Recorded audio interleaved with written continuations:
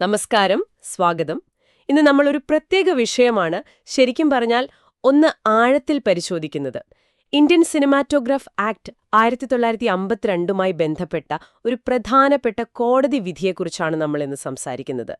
ഒരു cinema sensor ചെയ്തതിനു ശേഷം അതിൽ എന്തെങ്കിലും മാറ്റം വരുത്തിയാൽ നിയമപരമായി എന്ത് സംഭവിക്കും എന്നതിനെക്കുറിച്ച് ഈ വിധി ചില കാര്യങ്ങൾ പറയുന്നുണ്ട്. നമ്മുടെ കയ്യിലുള്ളത് കേരള ഹൈക്കോടതിയിലെ ബഹുമാനപ്പെട്ട ജസ്റ്റിസ് ഡോക്ടർ കൗസർ ഏടുപകത്ത് 2025 ജൂലൈ 10 പുറപ്പെടുവിച്ച ഒരു ഉത്തരവാണ്. ഇതിലൂടെ നമുക്കൊന്ന് പോയി നോക്കാം.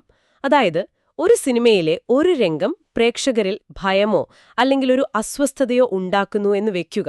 അതിനപ്പുറം ആ രംഗമുണ്ടല്ലോ, അത് സെൻസർ ബോർഡ് അനുമതി നൽകിയതിനു ശേഷം സിനിമയിൽ ഇങ്ങനെ തിരികെ കയറ്റിയതാണ് എന്നൊരാരോപണം വന്നാലോ, അപ്പോൾ നിയമം എന്തു പറയും? ഈ ഒരു ചോദ്യത്തിന്റെ ഉത്തരം തേടുകയാണ് നമ്മളിന്ന്. ശരി, അപ്പൊ നമുക്കിതിന്റെ വിശദാംശങ്ങളിലേക്ക് കടക്കാം അല്ലേ? എന്തായിരുന്നു ഈ കേസിന്റെ ഒരു പശ്ചാത്തലം? തീർച്ചയായും ഇതൊരു മലയാള സിനിമയുമായി ബന്ധപ്പെട്ട കേസാണല്ലോ. സിനിമയുടെ നിർമ്മാതാവ് 1-ാം പ്രതിയായിട്ട്, പിന്നെ വിതരണക്കാരൻ 2-ാം പ്രതി, സിനിമ പ്രദർശിപ്പിച്ച തിയേറ്ററിന്റെ മാനേജർ 3-ാം പ്രതി, അവിടുത്തെ ഫിലിം ഓപ്പറേറ്റർ 4-ാം പ്രതി, അങ്ങനെ കുറച്ചുപേരുണ്ടായിരുന്നു ഇതിൽ. ഓഹോ, 4 പേരോ? എന്തായിരുന്നു ഇവർക്കെതിരെ വന്ന ആ പ്രധാനപ്പെട്ട ആരോപണം? അതെ, 1-ാം പ്രതി നിർമ്മിച്ചു, 2-ാം പ്രതി വിതരണം ചെയ്ത ആ സിനിമ തിരുവനന്തപുരത്തെ ഒരു തിയേറ്ററിൽ പ്രദർശിപ്പിച്ചപ്പോഴുണ്ടായൊരു പ്രശ്നമാണ് അതിലെ ഒരു രംഗം. സിനിമയിലെ പ്രധാന നടൻ ഒരു ചെറിയ കുട്ടിയെ കഴുത്തുഞെരിച്ചു കൊല്ലുന്നതായിട്ട് കാണിക്കുന്ന ഒരു സീൻ, അത് പ്രേക്ഷകരിൽ വലിയ രീതിയിൽ ഭയവും അസ്വസ്ഥതയും ഉണ്ടാക്കി എന്നതായിരുന്നു ഒരു പരാതി. പക്ഷേ അതിലേറ്റവും പ്രധാനപ്പെട്ട ആരോപണം എന്താണെന്ന് വെച്ചാൽ, ഈ രംഗം ഇത് സെൻസർ ബോർഡ് സിനിമയ്ക്ക് പ്രദർശനാനുമതി കൊടുത്തല്ലോ, അതിനുശേഷം അനുമതിയില്ലാതെ കൂട്ടിച്ചേർത്തതാണ് എന്നതായിരുന്നു. അതാണ് പോയിന്റ്. സെൻസർ ബോർഡ് സർട്ടിഫിക്കറ്റ് കിട്ടിയ ശേഷം മാറ്റം വരുത്തുക. ഇത് നിയമവിരുദ്ധമാണോ? അങ്ങനെയാണെങ്കിൽ ഏത് നിയമത്തിന്റെ ബലത്തിലാണ് കേസെടുത്തത്? ശരിയാണ്. ഇവിടെയാണ് 1952ലെ സിനിമാറ്റോഗ്രാഫ് ആക്ടിന്റെ ഒരു പ്രസക്തി വരുന്നത്.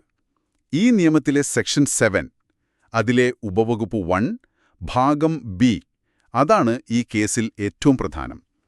ഈ വകുപ്പ് വളരെ വ്യക്തമായിട്ട് പറയുന്നുണ്ട്, അതായത് സെൻസർ ബോർഡ് സെക്ഷൻ 5A പ്രകാരം സർട്ടിഫൈ ചെയ്ത ഒരു സിനിമ, ആ സിനിമയിൽ ബോർഡിന്റെ അനുമതിയില്ലാതെ ആരെങ്കിലും മാറ്റങ്ങൾ വരുത്തിയാൽ, ഓൾട്ടേഴ്സ് എന്ന് പറയും, അല്ലെങ്കിൽ കൃത്രിമം കാണിച്ചാൽ, ടാമ്പേഴ്സ്, അത് കുറ്റകരമാണ്. കുറ്റകരമാണോ? അതെ. ഇതിന് 3 വർഷം വരെ തടവ് ശിക്ഷയും കിട്ടാം, പിഴയും ഉണ്ടാവാം, അല്ലെങ്കിൽ ചിലപ്പോൾ രണ്ടും കൂടിയും കിട്ടാം. ഈ വകുപ്പ് വെച്ചിട്ടാണ് പ്രതികൾക്കെതിരെ കേസ് വന്നത്. 3 വർഷം വരെ തടവോ? അപ്പോ ഈ കേസില് 2-ാം പ്രതിയായ വിതരണക്കാരൻ കോടതിയെ സമീപിച്ചു എന്ന് പറഞ്ഞല്ലോ, അതെന്തിലായിരുന്നു? അതെ, 2-ാം പ്രതി, അതായത് വിതരണക്കാരൻ, പുള്ളി ഹൈക്കോടതിയെ സമീപിച്ചു. എന്തിനാണെന്ന് വെച്ചാൽ, തനിക്കെതിരെ ഈ ചാർജ് ചെയ്ത കേസ് നിലനിൽക്കില്ല, അത് റദ്ദാക്കണം എന്നാവശ്യപ്പെട്ടുകൊണ്ടാണ്. അതിനുപയോഗിച്ചത് ക്രിമിനൽ നടപടിച്ചട്ടം, CRPC എന്ന് പറയില്ലേ, അതിലെ സെക്ഷൻ 482 ആണ്. ഈ സെക്ഷൻ 482 ഹൈക്കോടതിക്ക് ഒരു പ്രത്യേക അധികാരമുണ്ട്. നീതി ഉറപ്പാക്കാനും നിയമനടപടികൾ വെറുതെ ദുരുപയോഗം ചെയ്യുന്നത് തടയാനുമൊക്കെ ഒരു അടിസ്ഥാനവുമില്ലാത്ത കേസുകളാണെങ്കിൽ അത് തുടരാൻ അനുവദിക്കാതെ റദ്ദാക്കാൻ ഈ വകുപ്പ് വെച്ച് കോടതിക്ക് പറ്റും. ശരി, അപ്പോ വിതരണക്കാരന്റെ വാദം ഈ കേസ് നിലനിൽക്കുന്ന ഒന്നല്ല എന്നായിരുന്നു. ഇവിടെ വളരെ പ്രധാനപ്പെട്ട ഒരു കാര്യം എന്താണെന്ന് വെച്ചാൽ, ഒരു സിനിമയിലെ രംഗം പ്രേക്ഷകരെ ഭയപ്പെടുത്തി അല്ലെങ്കിൽ അസ്വസ്ഥരാക്കി, അത് മാത്രം മതിയോ ഈ സെക്ഷൻ 7(1)(b) പ്രകാരം ഒരു കേസ് നിലനിൽക്കാൻ? അതോ ഈ പറഞ്ഞ ഭയമുണ്ടാക്കിയ രംഗം അത് സെൻസർ സർട്ടിഫിക്കേഷന് ശേഷം കൂട്ടിച്ചേർത്തതാണ് എന്ന് പ്രോസിക്യൂഷൻ തെളിയിക്കേണ്ട ആവശ്യമുണ്ടോ? അത് വളരെ കറക്റ്റായ ചോദ്യമാണ്. ഈ കേസിന്റെ കാതലെന്ന് പറയാവുന്നത് അതാണ്. ജസ്റ്റിസ് ഡോക്ടർ കൗസർ എടത്തുകത്തിന്റെ വിധിന്യായത്തിൽ ഈ കാര്യം നല്ല വ്യക്തമായിട്ട് പറയുന്നുണ്ട്. സെക്ഷൻ 7(1)(b) പ്രകാരമുള്ളൊരു കുറ്റം തെളിയിക്കണമെങ്കിൽ 2 കാര്യങ്ങൾ നിർബന്ധമാണ്. 1, സിനിമ സെൻസർ ബോർഡ് സർട്ടിഫൈ ചെയ്തതായിരിക്കണം. 2, ആ സർട്ടിഫൈ ചെയ്ത സിനിമയിൽ പിന്നീട് നിയമവിരുദ്ധമായ മാറ്റങ്ങൾ വന്നിരിക്കണം, അതായത് മാറ്റം വരുത്തിയിരിക്കണം. കുറച്ചുകൂടി വ്യക്തമാക്കിയാൽ, ഈ ആരോപിക്കപ്പെടുന്ന രംഗമുണ്ടല്ലോ, അത് സിനിമ സർട്ടിഫൈ ചെയ്തതിന് ശേഷം കൂട്ടിച്ചേർത്തതാണ്. ഇന്റർപോലേഷൻ എന്ന് പറയും, അനധികൃതമായ കൂട്ടിച്ചേർക്കൽ. അത് പ്രോസിക്യൂഷൻ ഒരു സംശയത്തിനും ഇടയില്ലാത്ത രീതിയിൽ തെളിയിക്കണം. ഓഹോ, അപ്പോ സിനിമയുടെ ഉള്ളടക്കം പ്രേക്ഷകരിൽ എന്ത് ഫീലിംഗ് ഉണ്ടാക്കി എന്നതിനേക്കാൾ പ്രധാനം സർട്ടിഫിക്കേഷന് ശേഷം അതിൽ വല്ല കൃത്രിമവും നടന്നോ എന്നതാണ് ഈ വകുപ്പ് നോക്കുന്നതല്ലേ? അതെ, കൃത്യമായി പറഞ്ഞാൽ അത് തന്നെ. സിനിമയിൽ ഒരു അസ്വസ്ഥതയുണ്ടാക്കുന്ന രംഗമുണ്ട് എന്നതുകൊണ്ട് മാത്രം സെക്ഷൻ 71B ചുമത്താൻ പറ്റില്ല.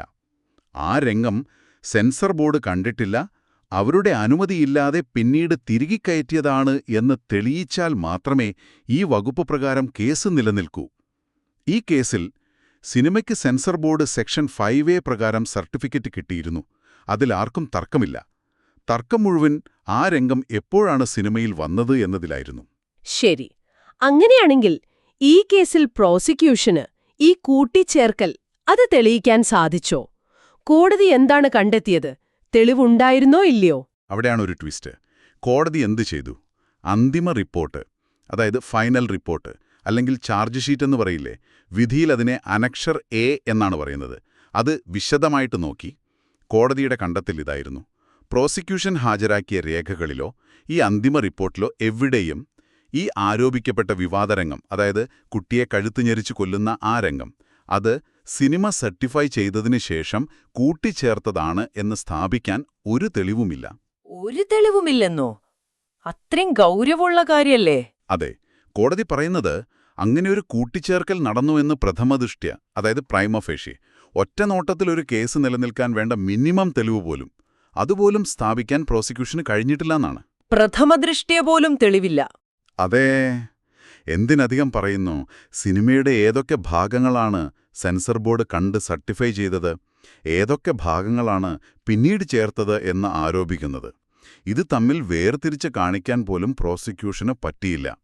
ശരിക്കും പറഞ്ഞാൽ സെൻസർ ചെയ്ത സിനിമയുടെ യഥാർത്ഥ കോപ്പിയും പിന്നീട് മാറ്റം വരുത്തിയെന്ന് ആരോപിക്കുന്ന കോപ്പിയും, ഇത് രണ്ടും വെച്ച് താരതമ്യം ചെയ്ത് ദാ ഇവിടെയാണ് മാറ്റം എന്ന് ചൂണ്ടിക്കാണിക്കാൻ അവർക്ക് കഴിഞ്ഞില്ല. ഹോ, അപ്പോ കുറ്റം തെളിയിക്കാൻ വേണ്ട അടിസ്ഥാനപരമായ കാര്യങ്ങൾ അതുപോലും ഹാജരാക്കാൻ പറ്റിയില്ല. സർട്ടിഫൈ ചെയ്ത ഭാഗം ഇത്, പിന്നീട് ചേർത്തത് ഇത് എന്ന് കാണിക്കാൻ പറ്റിയില്ലെങ്കിൽ പിന്നെ എങ്ങനെ കേസ് നിലനിൽക്കും? സ്വാഭാവികമായും അപ്പോ രണ്ടാം പ്രതിയായ വിതരണക്കാരന്റെ കേസെന്തായി? കോടതി എന്തു പറഞ്ഞു? കോടതി പറഞ്ഞത് പ്രോസിക്യൂഷൻ മുന്നോട്ടുവെച്ച ആരോപണങ്ങളും അവർ ഹാജരാക്കിയ രേഖകളും എല്ലാം ശരിയാണെന്ന് വെച്ചാൽ പോലും സെക്ഷൻ 71B പ്രകാരമുള്ള കുറ്റം നിലനിൽക്കില്ല. കാരണം നിയമവിരുദ്ധമായ കൂട്ടിച്ചേർക്കൽ നടന്നു എന്നതിന് ഒരു തെളിവുമില്ല, പ്രഥമദൃഷ്ട്യാ പോലുമില്ല. അതുകൊണ്ട് CRPC സെക്ഷൻ 482 പ്രകാരമുള്ള അധികാരം കോടതി ഉപയോഗിച്ചു. എന്നിട്ട് രണ്ടാം പ്രതിയായ വിതരണക്കാരനെതിരെയുള്ള എല്ലാ തുടർ നടപടികളും മുഴുവൻ റദ്ദാക്കാൻ ഉത്തരവിട്ടു. ശരി. ഇതിൽ നിന്ന് നിയമപരമായിട്ടൊരു പാഠം കൂടിയുണ്ട് എന്ന് തോന്നുന്നു, അല്ലേ? ഒരു കുറ്റം ഒരാൾക്കെതിരെ ആരോപിക്കുമ്പോൾ, പ്രത്യേകിച്ച് ഈ ക്രിമിനൽ കുറ്റങ്ങൾ വരുമ്പോൾ, വ്യക്തമായ വസ്തുനിഷ്ഠമായ തെളിവുകൾ എത്രത്തോളം വേണം എന്നത് ഈ വിധി ഒന്നുകൂടി ഉറപ്പിച്ചു പറയുന്നുണ്ട്. വെറുതെ ഒരു ആരോപണം ഉന്നയിച്ചതുകൊണ്ടോ അല്ലെങ്കിൽ ആളുകൾക്ക് ഇഷ്ടപ്പെട്ടില്ല എന്ന് പറഞ്ഞതുകൊണ്ടോ കാര്യമില്ല. തീർച്ചയായും ഈ കേസ് അത് വളരെ വ്യക്തമാക്കുന്നുണ്ട്. ക്രിമിനൽ നിയമത്തിന്റെ അടിസ്ഥാന തത്വം അതാണല്ലോ. ഒരു കുറ്റം തെളിയിക്കേണ്ട പൂർണ്ണ ഉത്തരവാദിത്തം പ്രോസിക്യൂഷനാണ്. അത് സംശയത്തിനതീതമായിട്ട് തെളിയിക്കുകയും വേണം. ഊഹാപോഹങ്ങൾ വെച്ചോ അനുമാനങ്ങൾ വെച്ചോ ഒരാളെ ശിക്ഷിക്കാൻ പറ്റില്ല. സെക്ഷൻ 71B പോലെയുള്ള വകുപ്പുകൾ എടുത്ത് ഉപയോഗിക്കുമ്പോൾ നിയമം പറയുന്ന ആ കൃത്യമായ കാര്യങ്ങൾ, അതായത് സർട്ടിഫിക്കേഷന് ശേഷം മാറ്റം വരുത്തിയെന്നത് അത് നടന്നു എന്ന് തെളിവ് വെച്ച് സ്ഥാപിക്കണം. അപ്പോ ഇതിന്റെയൊക്കെ ഒരു ചുരുക്കം എന്താണ്? നമ്മൾ എന്താണ് ഇതിൽ നിന്ന് മനസ്സിലാക്കേണ്ടത്? ഒരു സിനിമ കാണുന്ന നിങ്ങൾക്ക് ഒരു രംഗം തീരെ ഇഷ്ടപ്പെട്ടില്ല എന്ന് കരുതുക. അല്ലെങ്കിൽ അത് നിങ്ങളെ വല്ലാതെ പേടിപ്പെടുത്തി. അതുകൊണ്ട് മാത്രം ഓടിപ്പോയി സിനിമാറ്റോഗ്രാഫ് ആക്ടിലെ ഈ സെക്ഷൻ 71B വെച്ചിട്ട് നിർമ്മാതാവിനെതിരെയോ വിതരണക്കാരനെതിരെയോ കേസ് കൊടുക്കാൻ പറ്റുമോ? ഇല്ല. ഈ വിധി അനുസരിച്ച് അതിന് സാധിക്കില്ല. ഈ കോടതി വിധി സെക്ഷൻ 71Bയുടെ ഒരു പരിധിയും അതിന്റെ ഉദ്ദേശവും കൃത്യമായിട്ട് പറയുന്നുണ്ട്. ഈ വകുപ്പിന്റെ പ്രധാന ലക്ഷ്യം എന്താണെന്ന് വെച്ചാൽ, സെൻസർ ബോർഡ് സർട്ടിഫിക്കേഷൻ എന്നൊരു പ്രക്രിയയുണ്ടല്ലോ, നിയമപരമായ ഒന്ന്, അതിനെ അട്ടിമറിക്കുന്നത് തടയുക എന്നതാണ്. അതായത് ബോർഡ് കണ്ടു, ഓക്കെ പറഞ്ഞു, സർട്ടിഫിക്കറ്റ് കൊടുത്തു, ആ സിനിമയുടെ രൂപത്തിൽ അവരുടെ അനുമതിയില്ലാതെ മാറ്റങ്ങൾ വരുത്തുന്നത്, അതാണ് ഈ വകുപ്പ് തടയുന്നത്. അല്ലാതെ ബോർഡ് അംഗീകരിച്ചൊരു സിനിമയിലെ ഉള്ളടക്കം എങ്ങനെയാണ്, അല്ലെങ്കിൽ അത് പ്രേക്ഷകരിൽ എന്തുതരം പ്രതികരണം ഉണ്ടാക്കുന്നു എന്നതല്ല ഈ പ്രത്യേക വകുപ്പ് നേരിട്ട് നോക്കുന്നത്. മനസ്സിലായി. അതായത് സെൻസർ ബോർഡ് ഒരിക്കൽ കണ്ട് സർട്ടിഫൈ ചെയ്ത ഒരു കണ്ടന്റ് അത് പിന്നീട് പ്രേക്ഷകരിൽ എന്ത് ഇമ്പാക്റ്റ് ഉണ്ടാക്കുന്നു എന്നത് സെക്ഷൻ 71Bയുടെ വിഷയമേ അല്ല. അത് ഒരുപക്ഷെ വേറെ നിയമങ്ങളുടെയോ നിയന്ത്രണങ്ങളുടെയോ ഒരു വിഷയമായിരിക്കാം, അല്ലേ? അതെ. ഉള്ളടക്കവുമായി ബന്ധപ്പെട്ട മറ്റു പ്രശ്നങ്ങൾ ഉണ്ടാവാം. ചിലപ്പോൾ അത് മതവികാരം വ്രണപ്പെടുത്തുന്നു എന്ന് വരാം. അല്ലെങ്കിൽ ക്രമസമാധാന പ്രശ്നത്തിന് സാധ്യതയുണ്ട് എന്നൊക്കെ വരാം. അത്തരം കാര്യങ്ങൾ ഒരുപക്ഷെ ഇന്ത്യൻ പീനൽ കോഡ് IPC പോലെയുള്ള മറ്റു നിയമങ്ങളുടെ പരിധിയിൽ വരും.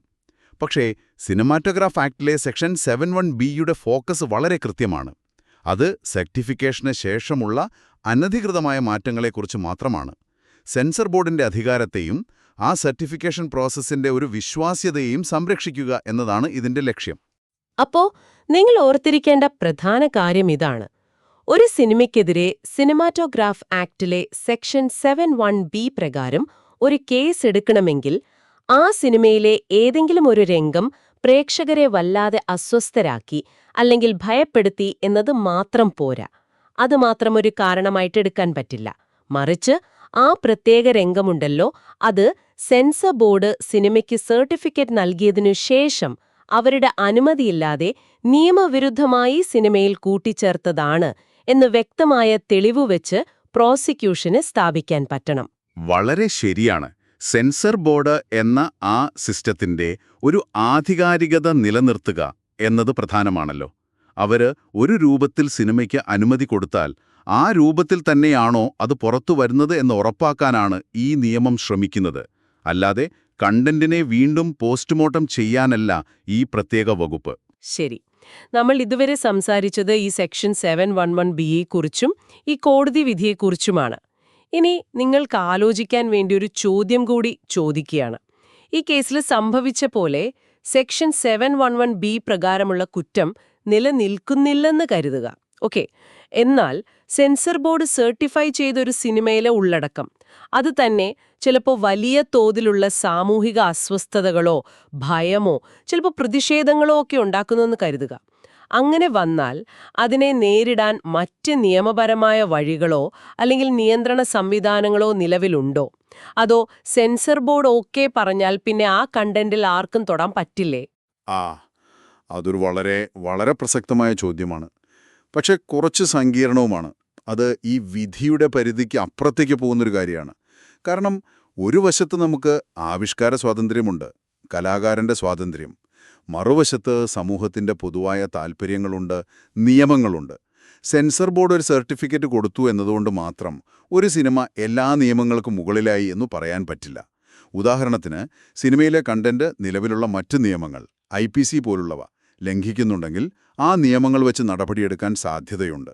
അതുപോലെ പ്രദർശനാനുമതി കിട്ടിയൊരു സിനിമയുടെ സർട്ടിഫിക്കറ്റ് ചില സാഹചര്യങ്ങളിൽ സർക്കാരിനെ പുനഃപരിശോധിക്കാനോ അല്ലെങ്കിൽ റദ്ദാക്കാനോ അധികാരമുണ്ടോ എന്നതും നിയമപരമായ കാര്യമാണ്. അപ്പോൾ ഈയൊരു ബാലൻസ്, ആവിഷ്കാര സ്വാതന്ത്ര്യവും സാമൂഹിക ഉത്തരവാദിത്വവും നിയമപരമായ നിയന്ത്രണങ്ങളും തമ്മിലുള്ള ഒരു സന്തുലിതാവസ്ഥ, അതെപ്പോഴും മാറിക്കൊണ്ടിരിക്കും. ചർച്ചകൾ നടക്കും, പുതിയ നിയമവ്യാഖ്യാനങ്ങൾ വരും. ഈ കേസ് നമുക്ക് നൽകുന്ന ഒരു വ്യക്തത അത് സെക്ഷൻ 71B-യെക്കുറിച്ചാണ്. സിനിമയിലെ ഉള്ളടക്കത്തെ നിയന്ത്രിക്കാനുള്ള എല്ലാ വഴികളെയും കുറിച്ചല്ല ഇത് പറയുന്നത്. അത് ഇതിലും വലിയൊരു ചർച്ചയാണ്.